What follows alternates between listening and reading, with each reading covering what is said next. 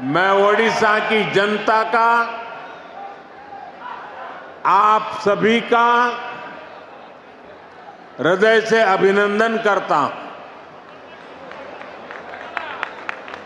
मैं मुख्यमंत्री श्रीमान मोहन मांझी जी और उनकी पूरी टीम को भी बहुत बहुत बधाई देता हूं। आप सभी ने प्रशंसनीय काम करके ओडिशा के विकास को नई गति दी है। साथियों, ओडिशा सिर्फ एक राज्य भर नहीं है, ये ओडिशा भारत की विरासत का दिव्य सितारा है।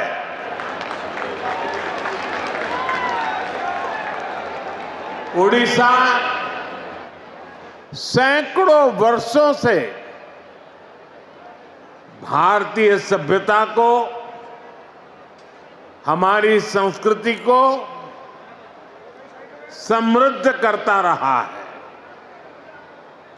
इसलिए आज जब विकास और विरासत का मंत्र भारत की प्रगति का आधार बना है, तब ओडिशा की भूमिका और बड़ी हो गई है। बीते एक वर्ष में ओडिशा ने विकास भी और विरासत भी इस मंत्र को आत्मसात करके दिखाया है। इस मंत्र पर तेजी से आगे बढ़ा है। साथियों, ये सुखद संयोग है कि जब ओडिशा की बीजेपी सरकार अपने 1 साल पूरे कर रही है, तब आप सभी भगवान जगन्नाथ जी की रथ यात्रा की तैयारियों में जुटे हैं। महाप्रभु हमारे लिए आराध्य भी है, प्रेरणा भी है, और महाप्रभु के आशीर्वाद से श्री मंदिर से जुड़े विषयों का समाधान भी हो गया है। मैं मोहन जी और उनकी सरकार का अभिनंदन करता हूं कि उन्होंने करोड़ों करोड़ों भक्तों के निवेदन का मान रखा। यहां सरकार बनते ही श्री मंदिर के चारों द्वार खोल दिए थे। श्री मंदिर का रत्न भंडार भी खुल गया है। और ये कोई राजनीतिक जय विजय का विषय नहीं है। ये करोड़ों भक्तों की आस्था का सम्मान करने का कार्य हुआ है। साथियों, अभी 2 दिन पहले मैं कनाडा में G7 समिट के लिए वहां था और अमेरिका के राष्ट्रपति ट्रंप ने मुझे फोन किया। उन्होंने कहा कि अब कनाडा तो आए ही हैं, तो वॉशिंगटन होकर के जाइए, साथ में खाना खाएंगे, बातें करेंगे। उन्होंने बड़े आग्रह से निमंत्रण दिया। मैंने अमेरिका के राष्ट्रपति को कहा कि आपका निमंत्रण के लिए धन्यवाद, मुझे तो महाप्रभु की धरती पर जाना बहुत जरूरी है।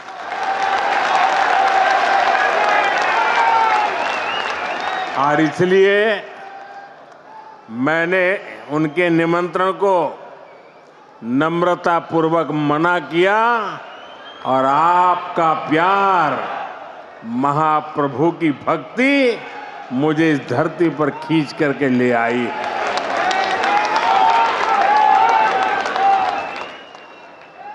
भाइयों बहनों, आजादी के बाद दशकों तक देश में लोगों ने कांग्रेस का मॉडल देखा।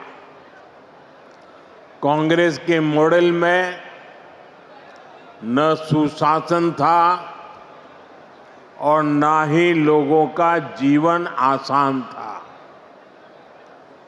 विकास परियोजनाओं को अटकाना, लटकाना, भटकाना, घनघोर करप्शन, यही कांग्रेस के विकास मॉडल की पहचान थी। अब देश पिछले कुछ वर्षों से व्यापक तौर पर बीजेपी का विकास का मॉडल देख रहा है। बीते दशक में देश के कई राज्य ऐसे हैं जहां पहली बार भाजपा की सरकारें बनी है। इन राज्यों में सिर्फ सरकार नहीं बदली, बल्कि सामाजिक और आर्थिक परिवर्तन का भी नया दौर शुरू हुआ है। मैं आपको पूर्वी भारत के ही उदाहरण देकर के समझाना चाहता हूं। मैं एक उदाहरण देता हूं असम का। असम में एक दशक पहले तक स्थितियां बहुत खराब थी। अस्थिरता, अलगाव, हिंसा, यही सब कुछ असम में नजर आता था। लेकिन आज असम विकास के नए रास्ते पर दौड़ रहा है। कई दशकों से जो उग्रवादी गतिविधियां चल रही थी, वो बंद हुई है। आज असम कई पैमानों में देश के दूसरे राज्यों से आगे निकल रहा है।